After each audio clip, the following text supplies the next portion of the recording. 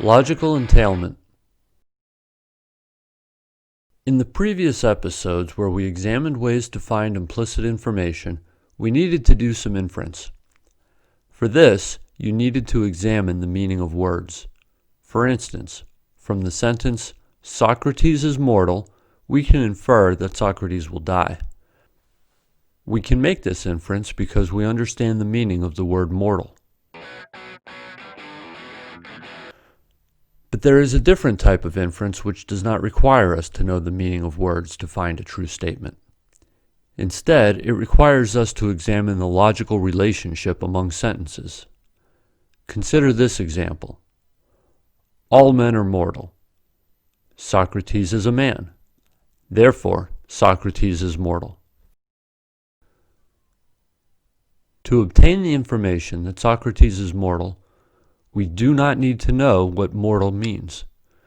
The sentence, "Socrates is mortal," is true simply because the structure of the sentence warrants its truth.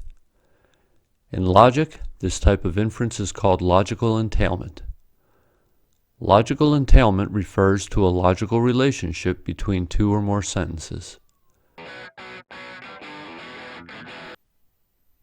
By definition, a sentence X logically entails another sentence Y if, whenever X is true, Y must also be true.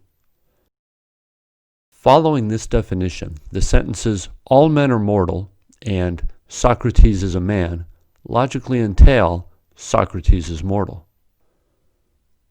The idea that Socrates is mortal is a logical entailment of the first two sentences means that if the first two sentences are true, then the fact that Socrates is mortal is necessarily true.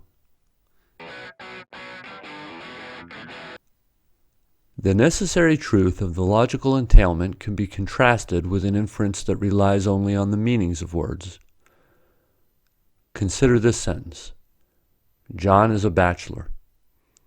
From this sentence, we can infer that John is an unmarried man. But this is not a necessary truth, since bachelor can also mean a person who earned a bachelor's degree.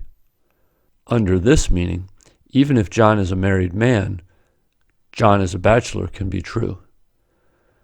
Since John is a bachelor, meaning a person with a college degree, and John is married can both be true, the sentence "John is a bachelor" does not logically entail that John is unmarried. As emphasized, to find a logical entailment, we need to examine the structure of the relationship among sentences. Some relationships always produce necessarily true statements, but most don't. Consider this case. All dogs are mammals. Fido is a dog, so Fido is a mammal. In other words, if we know that all dogs are mammals, and Fido is a dog, then we can also know for sure that Fido is a mammal. Fido is a mammal is necessarily true from the two statements. So, all dogs are mammals and Fido is a dog logically entail Fido is a mammal. Consider this case, on the other hand. All dogs are mammals. Fido is a mammal, so Fido is a dog. In this case, even though we know that Fido is a mammal, we cannot know for sure that Fido is a dog. Fido could be a cat or any other mammal species. So, all dogs are mammals and Fido is a mammal do not entail Fido is a dog.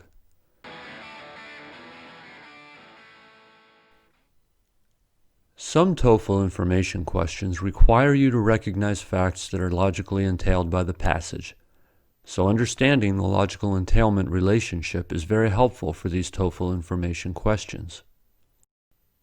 So we will examine some actual TOEFL questions that require recognizing logical entailments.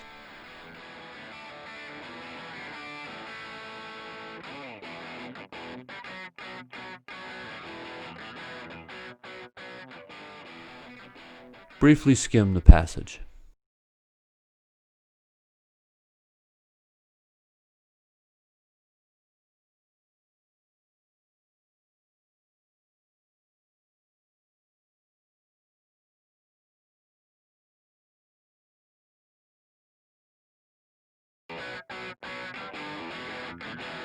According to the passage, which of the following is true of Chinese ceramics? A. The function of ceramics remained the same from dynasty to dynasty. B. The use of ceramics as trade objects is better documented than the use of ceramics as ritual objects. C. There was little variation in quality for any type of ceramics over time. D. Some religious sculptures were made using the earthenware type of ceramics.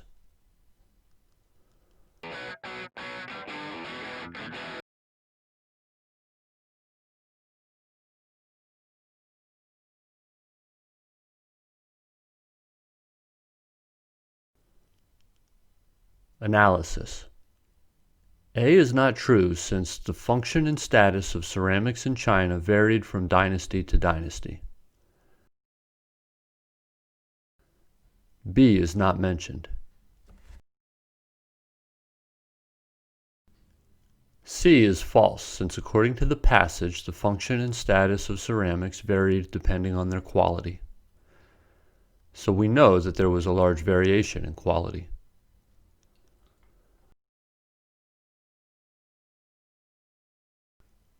D is entailed by the statement, the majority of sculptures for religious use were produced in earthenware. Some test takers think D is not true since, while D says some, the passage says the majority. However, some is entailed by majority. That is, if the majority of sculpture is earthenware, then some sculptures must be earthenware. So D actually is the answer. Answer D.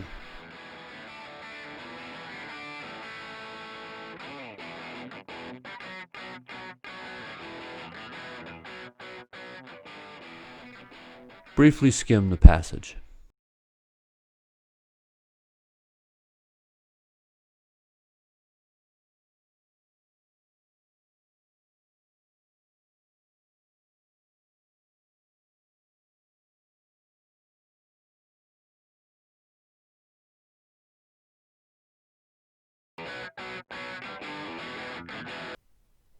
Which of the following is true of steel frame buildings according to the passage? A. They cannot be more than 50 stories high. B. They cannot successfully combat wind shear. C. They have greater lateral strength than masonry buildings. D. They are usually skyscrapers. Analysis. A is not true since steel construction, on the other hand, can support a building of 50 or 100 stories without difficulty.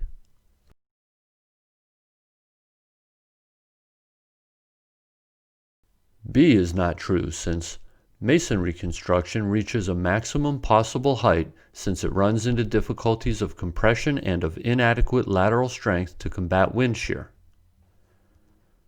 Steel construction, on the other hand, can support a building of 50 or 100 stories without difficulty.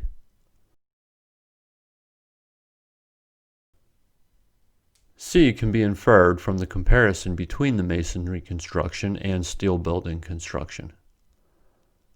According to the passage, masonry construction suffers inadequate lateral strength to combat wind shear. Steel construction can support a building of 50 stories, which implies that it has far greater lateral strength than masonry buildings. So C is implied.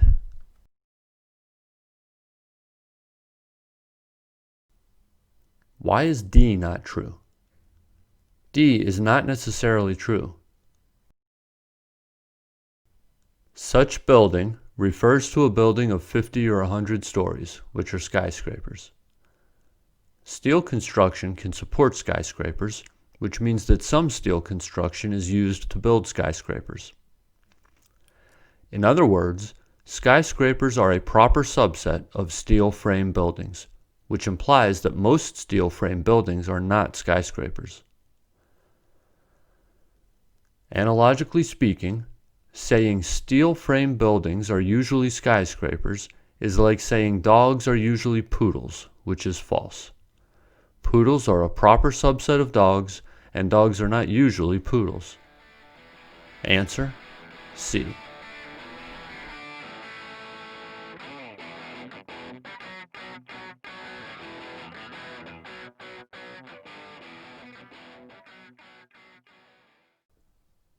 Briefly skim the passage.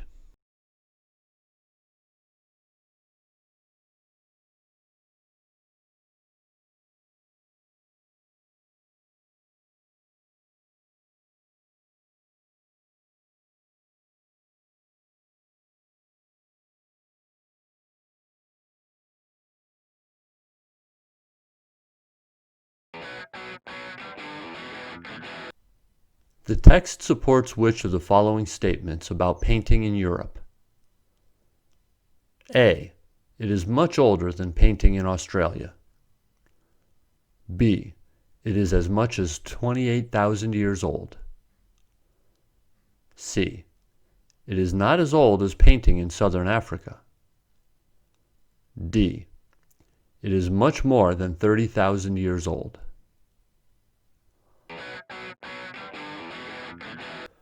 Analysis.